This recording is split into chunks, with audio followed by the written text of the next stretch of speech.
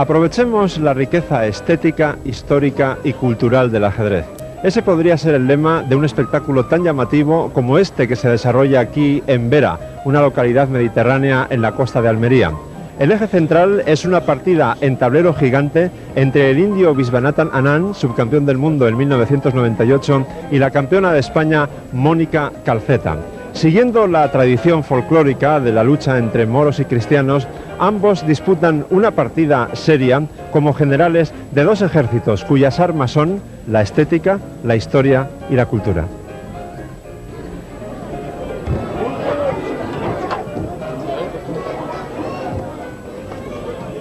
De la historia del ajedrez español. Ha sido muy grato tratar con ellos. Yo lo que sí me gustaría resaltar. ¿Y dónde te lo llevas?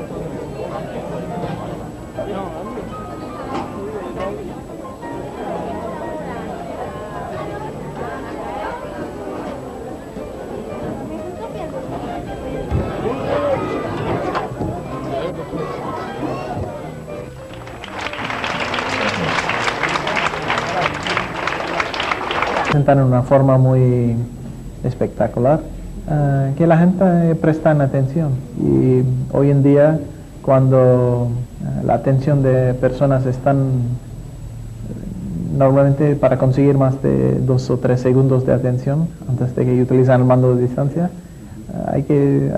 entonces para cualquier cosa que hacen prestar atención a su deporte es muy bueno, y eso sobre todo lo hicieron de una forma muy elegante y me gustó mucho.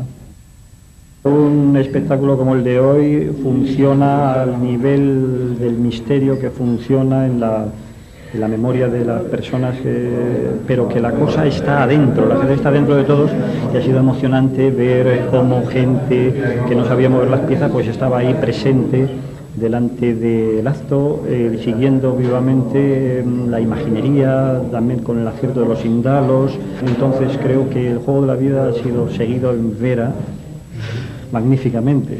La idea de un ajedrez gigante, un ajedrez espectáculo, surgió en el año 1995, cuando el alcalde Mojácar, que es una bellísima ciudad andaluza, nos pidió hacer una campaña publicitaria de turismo con el menor coste y la mayor repercusión. Realmente, y lo hemos demostrado, el ajedrez puede ser un grandísimo espectáculo, como en Mojácar en el 95, ante 5.000 personas, llegando en helicóptero, o en el tercer torneo de ajedrez Príncipe con Trémoli, que organizamos en Vera, en Almería.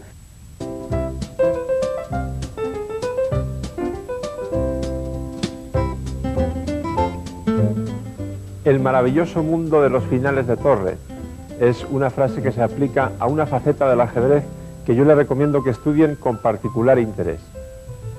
Aunque al principio les resulte un poco difícil, terminarán disfrutando y sobre todo aprenderán mucho y les será muy útil, porque buena parte de sus partidas van a terminar con finales de torres. Hace bastantes años estaba un día viendo junto al gran maestro Ben Larsen una partida en un torneo importante, y cuando vimos la posición resultante, Larsen bromeó diciendo: uy, todos los finales de torre son tablas. En realidad, detrás de esa broma hay cierta verdad, entre otras cosas porque una torre colocada detrás de un peón pasado no solamente lo bloquea, como ocurre con un alfil o un caballo, sino que además puede capturarlo. Por lo tanto, el bando defensor suele tener bastantes más recursos que en otro tipo de finales. Esta posición es una de las primeras que deben estudiar para dominar la técnica más elemental de los finales de torres. Las blancas tienen un peón pasado en C5 y además el rey y la torre pueden crear amenazas de mate contra el rey negro que está confinado en la primera fila, porque la torre lo corta en la séptima. Por lo tanto, ¿qué se puede hacer con las negras? Lo primero que a uno se le ocurre es torre B1 jaque, pero eso causa problemas serios, porque después de rey C6 se amenaza mate en G8. Ahora hay dos variantes en realidad muy similares, rey D8 o rey B8, a las dos viene la misma jugada. Por ejemplo, rey B8, torre G8 jaque, no hay otra más que rey A7, y entonces las blancas progresan muchísimo, porque siguen con rey C7, ahora es inevitable C6, y realmente la defensa de las negras se acerca a lo imposible. Volvamos a la posición inicial, teníamos a la torre en H1 y a esta otra torre en G7 cortándole el paso al rey negro. ¿Qué otra cosa pueden hacer las negras? Por ejemplo, clavar el peón en la quinta fila tampoco parece que le sea muy útil, porque sigue rey B6, torre H6 jaque, C6 vuelve a amenazarse mate en G8, y entonces hay que retroceder con la torre queda muy pasiva, y ahora, ¿qué hacer? Las blancas ganan jugando torre A7, que amenaza mate en A8, no vale rey D8 por torre A8 jaque seguido de torre por torre, habría que jugar en todo caso rey B8, pero las negras también pierden, C7 jaque, única, rey C8, torre A8 jaque y torre por A8 ganando. Por lo tanto, ese método defensivo parece que tampoco funciona. Entonces, hay que buscar algo más fuerte para las negras. Partimos de la posición inicial, siempre con el rey cortado en C8 por la torre de G7. Otra posibilidad sería volver, dado que buena parte de los problemas están en la primera fila, sería volver directamente a la primera fila, con torre H8. Sin embargo, esto tampoco funciona por un método muy similar al que acabamos de ver. Seguiría rey B6, una jugada de espera, por ejemplo, torre C8, C6, otra jugada de espera, por ejemplo, rey B8, y el mismo método que acabamos de aplicar, torre B7 jaque. Yo creo que ahora ustedes ya lo habrán comprendido. Si rey A8, torre A7 jaque, C7 y torre A8, y si rey C8, exactamente lo mismo, siempre es el mismo truco. Torre A7, se amenaza torre A8 mate, hay que jugar rey B8, C7 jaque, seguido de torre A8 y se gana. Por lo tanto, eso tampoco vale. Y en realidad esto siguió así hasta que en el siglo XVIII se encontró una forma de hacer tablas para las negras. Hasta entonces se consideraba que las negras perdían matemáticamente esta posición. Pero en el siglo XVIII, coincidiendo con la Revolución Francesa, estaba allí el fantástico jugador francés François-André Danican-Philidor, que encontró un método para hacer tablas en esta posición. La idea principal está en que la torre negra debe ocupar la sexta fila, la sexta horizontal, para evitar que el rey pueda pasar a esa fila y amenazar jaque mate. Eso prácticamente obliga a las blancas, si quieren progresar, a meter el peón en la sexta fila. Pero entonces el peón ha privado al rey blanco de un refugio de los jaques por detrás, y por lo tanto es el momento adecuado para volver con la torre abajo y ahora sí dar jaques por detrás. Por ejemplo, rey B6, torre B1 jaque, y el rey ahora no tiene refugio. No sé, rey A5, jaque, jaque, jaque, etcétera. Ahora mismo este jaque además no es un jaque cualquiera, porque el rey tendría que moverse defendiendo el peón de C6, si no, las negras lo capturarían con su torre. Por lo tanto, no se olviden nunca del método Philidor, porque es muy útil.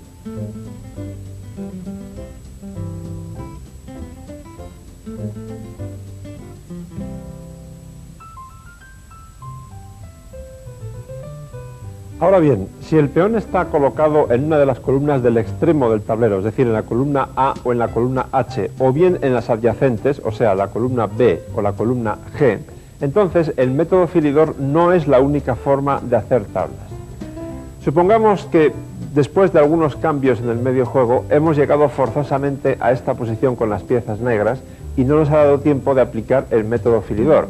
Antes hemos dicho que la torre en esta primera fila queda muy pasiva y que aquel rey puede sufrir amenazas directas muy importantes. Sin embargo, como este peón está en la columna B y no en ninguna de las centrales, o en la C o en la F, ahora las negras sí pueden hacer tablas. ¿Cuál es la diferencia? Pues la vamos a ver enseguida. Si ahora, por ejemplo, rey A6, las negras se dedican a perder el tiempo, hacen jugadas de espera, B6, torre H8, y se acordarán como antes ganábamos con torre B7 jaque, si ahora rey C8, torre aquí, y si rey A8, ahora viene el problema, porque lo que hacíamos antes era torre C7 jaque, rey aquí, y necesitaríamos una columna más fuera del tablero para poder ganar esta partida.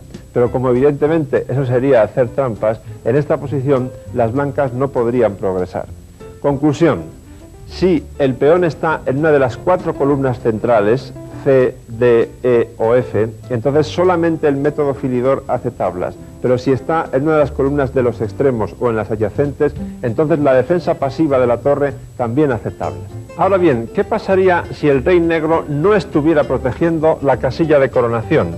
Por ejemplo, en un tipo de posición así, con la torre atacando al peón y esta torre blanca en F1.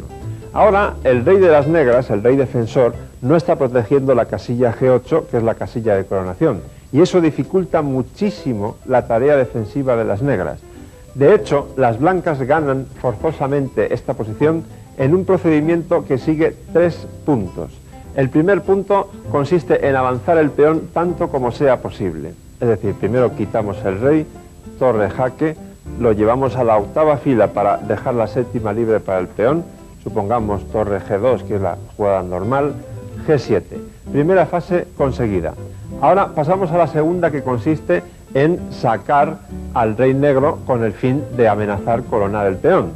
¿Cómo se consigue eso? Primero tienen que jugar las negras. Como el rey blanco no puede salir por aquí porque de momento el rey negro lo está evitando, vamos a cortar la retirada por el otro lado, torre H2. Pero ahora entra en acción la torre que aleja al rey defensor del teatro de operaciones. Jaque en E1 y sería muy mala rey F6 porque rey F8 y es imposible evitar la coronación. Por lo tanto, la única jugada de las negras es rey D7. Entonces, aquí nos encontramos con un grave problema, porque si intentamos pasar a la tercera fase de forma directa, es decir, si jugamos rey F7, seguiría torre H2 jaque, rey F6, torre jaque, rey aquí para poder defender el peón, torre F2 jaque, rey G6 y no hay manera de progresar. Las negras dan jaques o atacan al peón y entonces no podemos coronar. Bueno, pero un momento, porque yo he dicho que se ganaba forzosamente y lo mantengo. En esta posición lo que hay que hacer no es sacar al rey directamente para coronar, sino primero hay que hacer la operación puente. Acuérdense de la palabra, puente. La operación puente consiste en jugar torre E4 con el fin de taparnos en el momento oportuno con esta torre de los jaques y crear el puente necesario para que este peón pueda coronar. Es decir, ahora las negras lo mejor que pueden hacer es ganar una horizontal más en la lejanía sobre el rey blanco, y entonces rey F7 y repetimos la secuencia. Torre F1 jaque, rey G6, torre G1 jaque, rey F6, torre F1 jaque, rey G5 y aquí está el meollo de la cuestión, porque a torre G1 jaque ahora existe lo que antes no había, torre G4 y las negras pueden abandonar perfectamente, porque evidentemente si torre por G4, rey por G4 y coronamos, el rey negro está demasiado lejos y contra cualquier otra jugada de torre, las blancas también coronan. Acuérdense, método Philidor y ahora la operación puente, muy importante. Sí, recuerdo que una de las mejores lecciones que recibí sobre los finales de torre fue contra Ben Larsen. No era una buena partida, fue en 1981. Yo no iba ganando, pero tenía una cierta ventaja y Larsen se defendía brillantemente. Nos apresuramos hacia el final de torre. Yo sabía que había que hacerlo y al final hicimos tablas.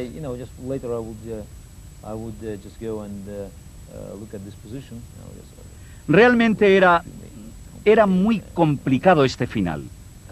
Los finales de torre, hay buenas reglas que uno debe respetar, pero hay tantas excepciones que uno tiene que memorizar.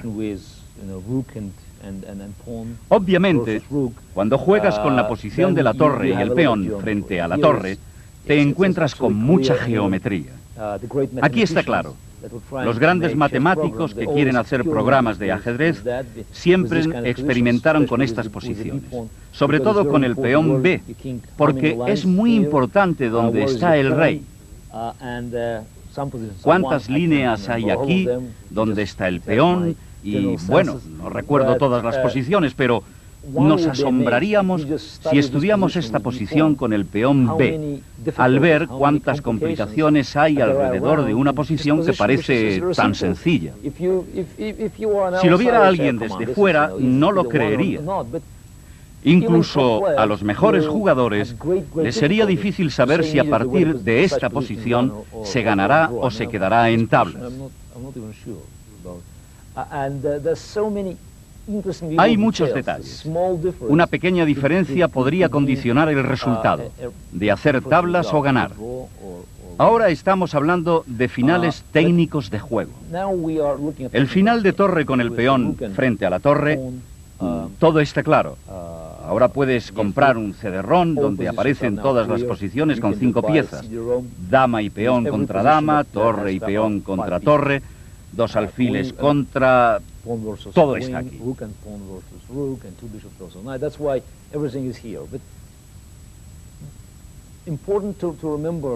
Debemos recordar que los finales de torre ofrecen la mejor oportunidad para un flanco de defensa débil. A eso se refería Ben Larsen, ya que este es el único final que puede tener la ventaja de 2 peones que no es suficiente para ganar. Los peones F y H y la torre contra torre.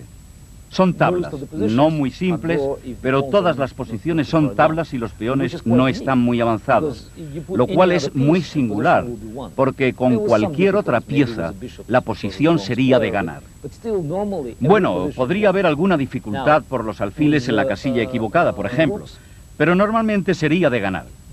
Bien, con las torres siempre hay muchas oportunidades, y tienes que recordar si lo que quieres es ganar la posición o si estás bajo presión y necesitas cambiar piezas. Si mantienes las torres te dará una oportunidad. Y por eso merece la pena sacrificar 1 o 2 peones para luego ir al final de torre. Porque en este final la torre no puede apoyar a su peón para que avance. No es como la dama, pero al mismo tiempo en el flanco de la defensa siempre puede atacar a todos los peones o cortar al rey del oponente o dar muchos jaques.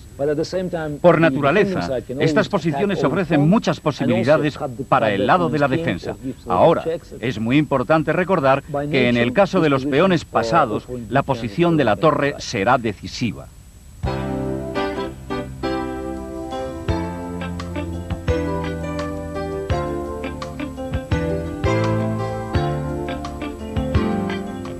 Mikhail Botvinnik, el gran patriarca del ajedrez soviético. Gracias al derecho a un encuentro de revancha, fue campeón 3 veces alternativamente en el periodo comprendido entre 1948 y 1963. Su ajedrez es fundamentalmente científico. Demostró que un buen entrenamiento es la clave del éxito. Botvinnik es parte de la historia del ajedrez. Botvinnik, alguien lo llamó el patriarca del ajedrez soviético, pero creo que es el hombre que convirtió al ajedrez en una auténtica ciencia, no solo para los jugadores soviéticos, sino también para el resto del mundo. A partir de Botvinnik, el ajedrez cambió profundamente. Sus estudios sobre las aperturas son muy superiores a los de sus contemporáneos. Sus victorias frente a Capablanca y a Liogin en 1938 demostraron que era el líder de la nueva generación. Botvinnik era un maestro en la preparación y un jugador muy clásico. Estudiaba muy bien el ajedrez. Estaba muy preparado. Probablemente el jugador más influyente en el periodo de guerra y de posguerra. Recuerdo una vez a Polugaevsky dando una conferencia en Buenos Aires y le compararon a un jugador muy fuerte si podía asimilarse a Botvinnik, y él se paró en seco y dijo: se puede parecer a cualquiera, pero no a Botvinnik. Tengo un gran respeto hacia Botvinnik, no solo como jugador de ajedrez. Le conocí hace 10 años, incluso me dio algunas clases en la escuela Botvinnik de la Unión Soviética. Le respeto como persona y como campeón mundial.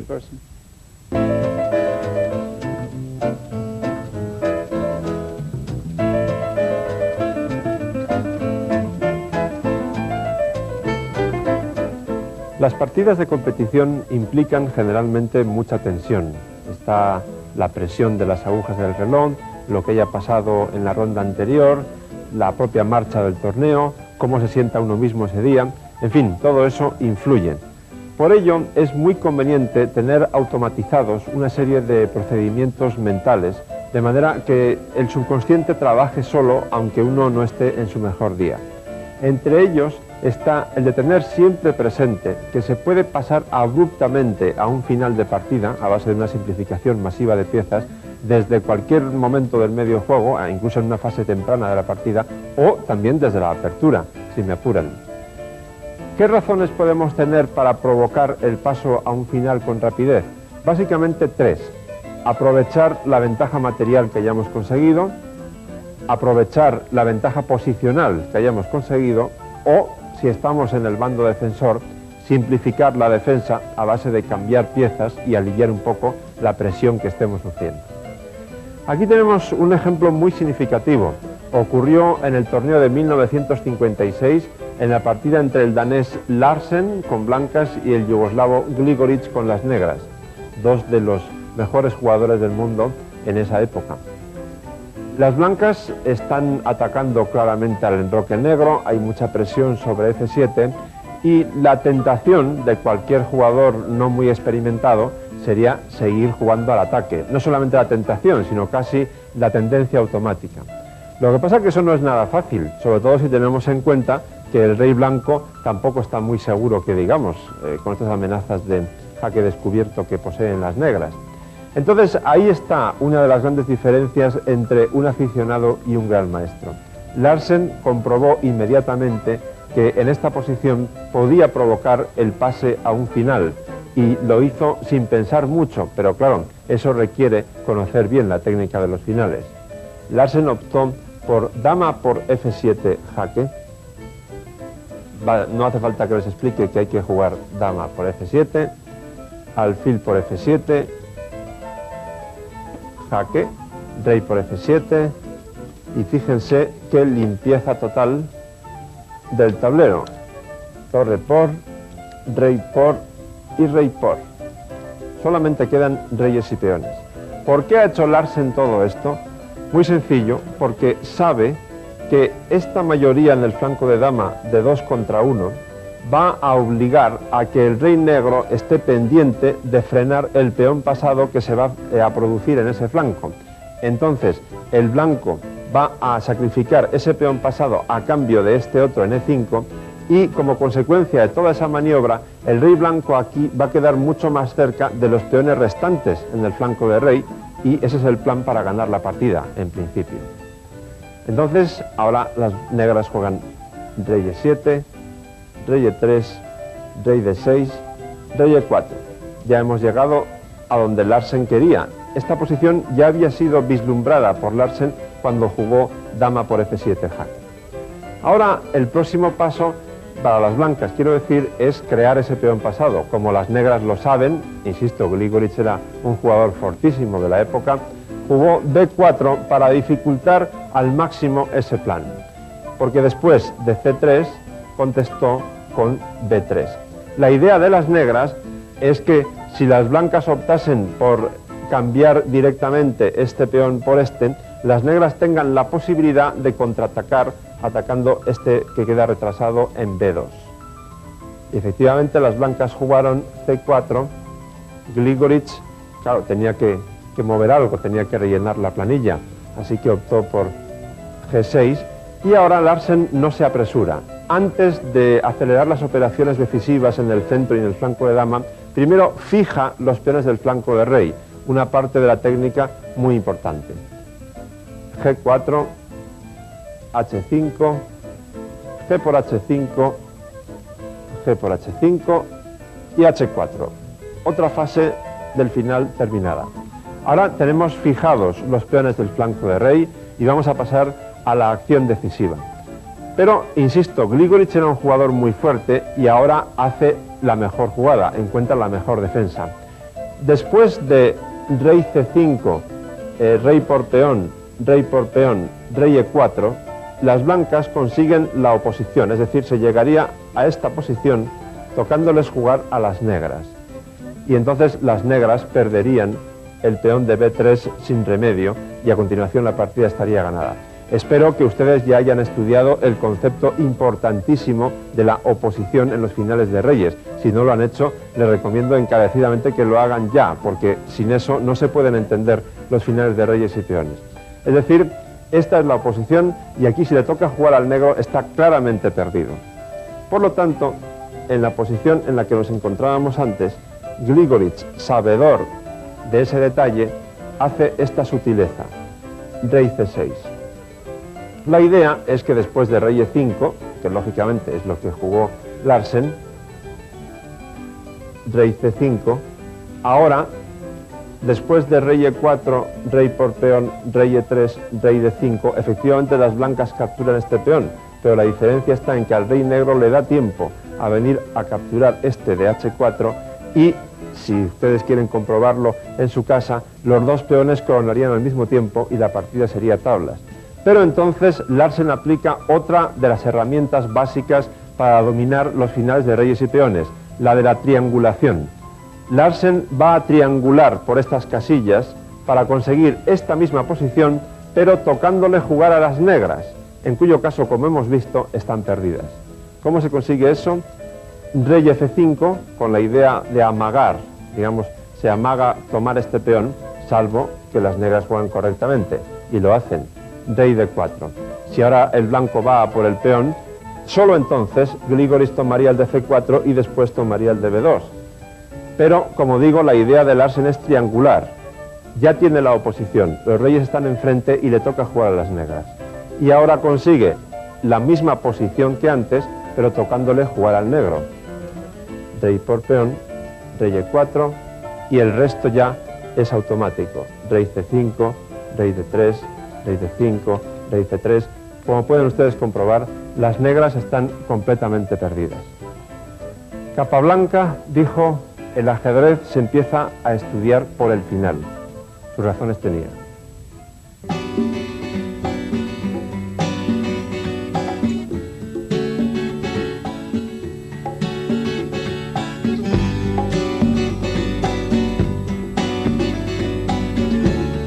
Piezas de mármol, un material casi tan duro como Sir Thomas, un correoso jugador británico que era uno de los mejores de su país a principios del siglo XX. Sir Thomas lleva las negras en la partida que vamos a ver a continuación. Su rival es Edward Lasker, que no tiene nada que ver con el excampeón del mundo Emanuel Lasker, quiero decir que no eran parientes, aunque sí llegaron a ser amigos y ambos fueron alemanes de nacimiento, pero después Edward Lasker se nacionalizó estadounidense tras la Primera Guerra Mundial.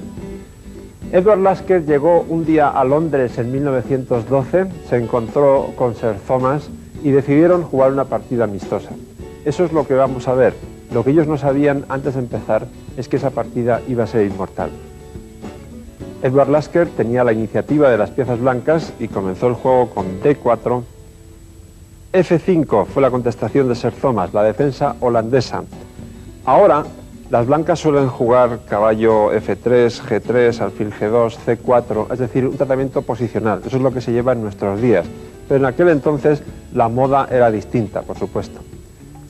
Y la segunda jugada fue caballo C3. Caballo F6, caballo F3, E6. Por supuesto, la idea de las blancas es romper el centro cuanto antes con E4, pero previamente tienen que clavar al caballo de F6 con alfil G5. Alfil E7, el caballo desaparece para que deje de controlar la casilla E4 y ahora inmediatamente E4. F por E4, caballo por E4. Las negras deciden que lo mejor es sacar el otro alfil en fianqueto, por eso juegan B6 para colocar el alfil en B7. Caballo E5, una jugada que hoy en día criticaríamos porque lo más racional, lo más lógico, en lugar de caballo E5 sería alfil D3 y desarrollar las piezas tranquilamente. Pero bueno, ya digo que en aquella época tenían una tendencia más agresiva que la actual. La parte buena de caballo E5 es que se amenaza dama H5 jaque, de manera que si G6, caballo por G6, etc. Pero claro, las negras en lugar de alfil B7 primero se enrocan. Eso es lo que hizo Sir Thomas. Edward Lasker jugó alfil D3. Y ahora alfil B7. Claro, no tenemos aquí a Sir Thomas para preguntarle qué hubiera hecho contra alfil por E5, D por E5, caballo C6, con la idea de dama H5, torre F5. Seguramente hubiera retirado su dama H3 pensando que tenía compensación por el peón sacrificado. Yo, sinceramente, no la veo. En cualquier caso, Sir Thomas optó por alfil B7 y eso es lo que importa. Edward Lasker continuó el ataque, dama H5, y ahora cuidado, porque las amenazas son muy serias. Se amenaza principalmente caballo por F6 jaque, seguido de mate en H7. Sir Thomas, como he dicho antes, tenía fama de ser un jugador muy correoso, pero aquí metió la pata.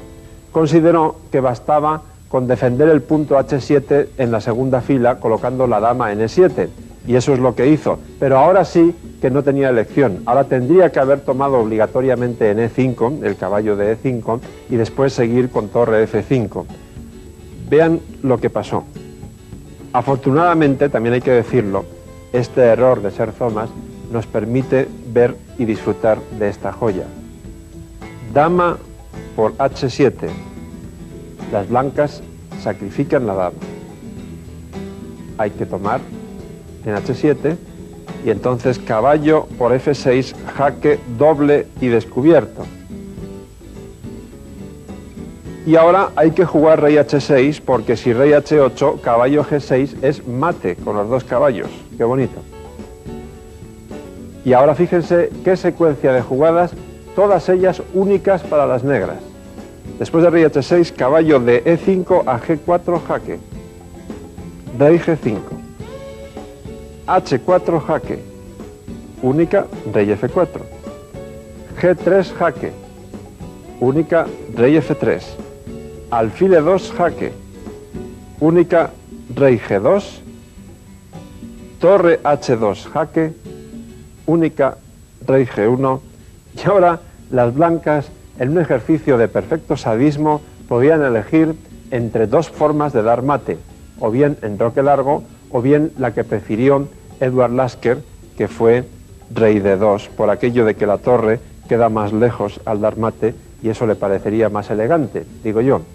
En fin, si ustedes son capaces alguna vez de producir un mate tan precioso como este, creo que nadie les criticaría si lo ponen en un cuadro.